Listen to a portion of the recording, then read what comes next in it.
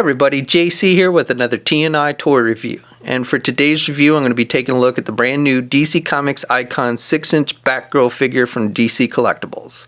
Now, first of all, let me just say a big thanks to DC Collectibles for sending this figure out to me early. This figure is slated to hit comic and specialty shops later this week, so if you want to get your own, you only have a few more days to wait. The figure comes packaged in the same style of packaging we see with all the DC comic icons. This one has white and purple highlights to match Batgirl. The figure is clearly displayed. Now the box is a little bit wider since this is a deluxe figure that has the motorcycle. Off to the side, it's got the name of the character and it tells us this is figure number 23 in the series. On the other side of the packaging, it tells us that the figure is based on the Batgirl of Burnside storyline. And then on the back of the packaging, we have a look at the upcoming Darkseid Deluxe figure along with the Batgirl one. And then down below it tells us that the figure was sculpted by Paul Harding and Adam Ross and designed by Ivan Reyes. Alright, let's get this open and take a look at what's inside. Okay, so here's a look at the figure outside of the packaging along with the other contents. Now first of all, you get a little instruction sheet that shows you how to switch out the capes and the extra head and hands and everything on one side, and then on the other side it shows you how to do the motorcycle on the little stand that it comes with. So first of all, we get 3 different pairs of hands with this figure. We get a pair of closed-fisted hands, and these are the ones that are attached to the figure when you first take it out of the packaging. Then we get a pair of grip hands for holding the handlebars of the motorcycle when she's riding it.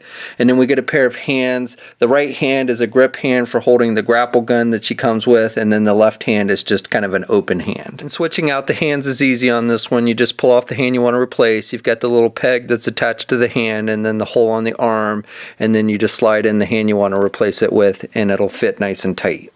Next she comes with a grapple gun, and this is all one piece. The grapple's not removable or anything, and it's done with just a yellow plastic, but I do like the sculpting detail on it, and I think it's pretty accurate to what we see in the comic books. And as long as you have that right hand with the trigger finger that sticks out, she'll hold the gun nice and tight. She comes with this little cell phone accessory, which is something you see her use in the comic book, so it's a nice little added touch. Not a whole lot you can do with it, just kind of hold it in her hand, and she will hold it pretty tight in one of the motorcycle grip hands.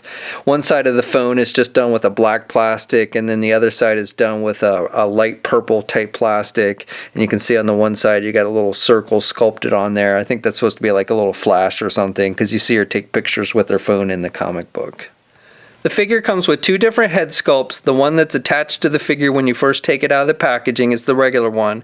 And I think they've done a pretty good job with the sculpting on this one. I think the detail is nice and looks pretty accurate to what we see in the comic books. Now I haven't actually read the Batgirl of Burnside storyline, but from the artwork I've seen, this seems to be pretty accurate. I like how you can see the eyebrows through the mask. I think the eyes look pretty good. Skin tone is decent, and then she's got that kind of reddish lipstick. The hair, I like the wash effect in the hair and the way it's sculpted, how it comes around her neck. I think that looks pretty good. And the hair does match her eyebrows. And then I like the way the ears are sculpted on the mask. Now, the second head that she comes with is for when she's riding the motorcycle. So basically, it's got her hair kind of flowing back like the wind would be blowing it backwards. So I like that detailing. And then again, with the sculpting detail and paint applications on the face, I think it looks pretty comic book accurate. So switching out the heads is pretty easy. You just pull off the head you want to replace, and it's attached with a ball joint. Now one thing I do want to note is it looks like a little bit of red from the hair has rubbed off on the neck here on my figure. It's not a big deal though, because the head, when the head's attached, it covers that up so you don't see that. It's only when you remove the head that's noticeable. So again, not a big deal, and probably just with my figure, so you probably won't even have to worry about that. But once you pop the second head on, and again you can see the hair is now flowing backwards, so it looks like it's blowing in the wind. You can also change out the cape. So she comes with 2 capes, and these are done with basically that kind of rubber vinyl material. You've got black on one side and yellow on the other side. And what you want to do is the second cape is again for when she's riding the motorcycle.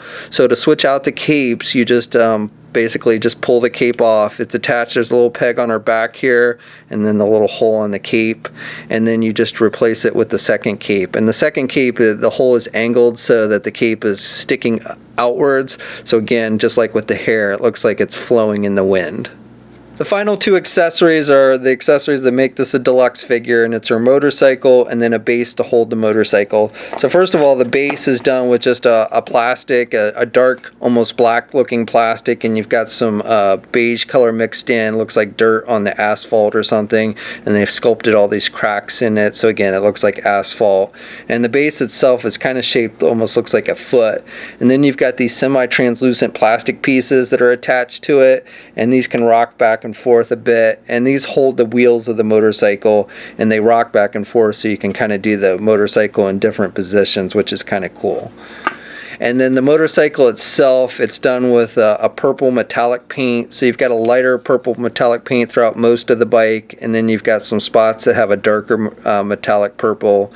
And then you've got like the seat, which is done with just black plastic. You got the translucent for the plastic for the windshield, and then you've got some dark glossy plastic here for the headlights. The wheels are done with a hard plastic, but they do roll well, both wheels. And then you can turn the front, the handlebar a bit to the left and to the right for like steering. And then you got some detailing in the inside here for the engine and everything, which is done with a metallic silver and gold. You got the little foot pedals. There's no kickstand on the actual bike itself, so to get it to actually stand up, you do have to put it in the base, or if the figure is on there, then you can kind of have it stand with the figure, but it won't really stand that well on its own power because there's no kickstand or anything. Then on the back, you got the brake lights, and you got side turn signals, so just nice detailing. The inside, you've got not much in the way of controls. Looks like a little panel where you would see gauges and stuff, and then you've got a red dot and a green dot. So as I mentioned, to get the motorcycle on the stand, you just sink the wheels into those translucent plastic pieces, and it does fit nice and tight on there, and then you can kind of rock it to the left or to the right, however you want to pose it.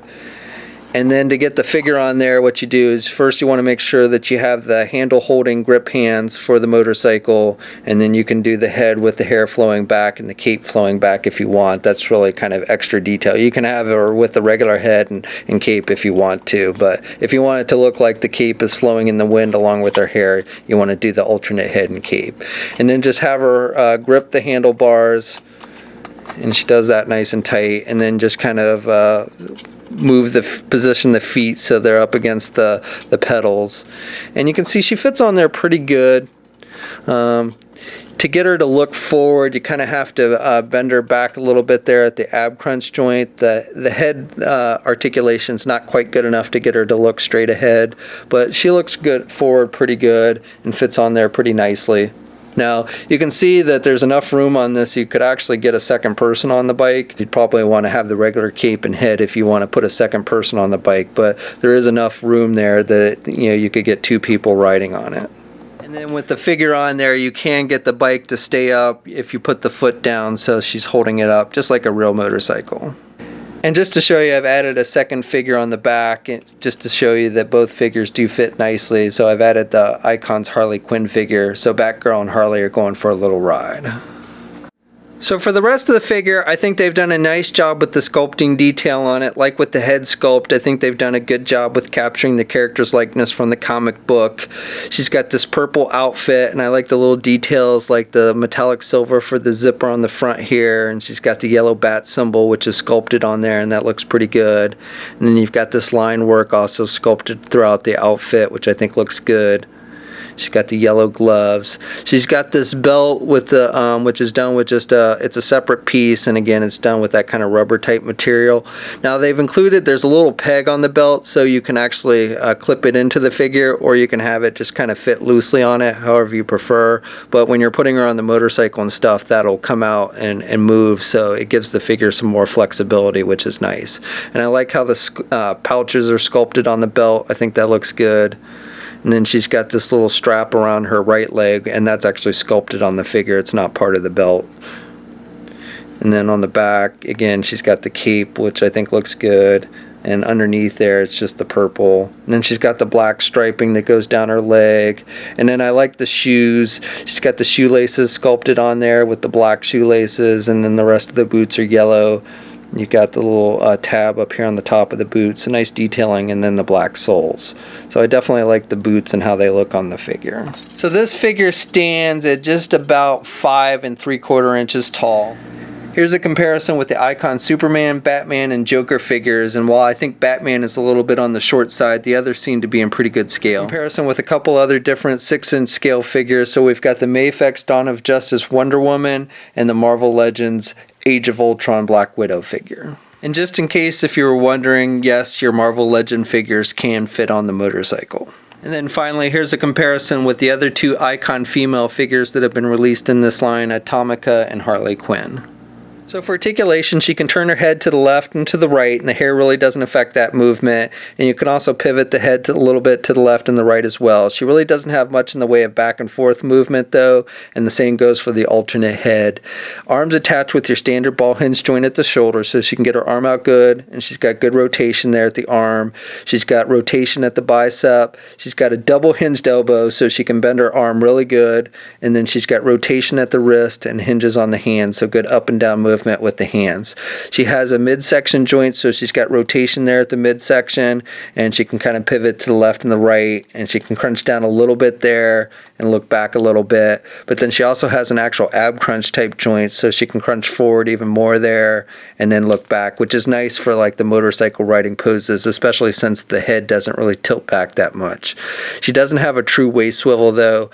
Legs are attached with ball joints, so she can get her legs out good, and she can get her leg forward good, and she can do her leg back pretty good as well. Now you can also pull the leg down out from the crotch piece a bit for more movement, and then even though she doesn't have a true thigh swivel, you can kind of rotate the leg there at that ball joint, so that's nice. And then you've got a double hinged knee, so good bending at the knee. You've got rotation at the boot cuff, and then hinges on the feet, so good up and down movement with the feet, and then she does have ankle pivot and 2 peg holes on the bottom of the feet. Okay, so that's my review. So overall, I like this figure. I like the sculpting detail on the figure itself. I think it looks very true to how the character appears in the comic book, and I think the motorcycle is a cool extra add-on. Now this figure, as I mentioned before, is hitting comic and specialty shops this coming Wednesday, just in time for the holidays, and definitely something that I think if you're a Batgirl fan or know someone who's a Batgirl fan would want to consider for your holiday gift list.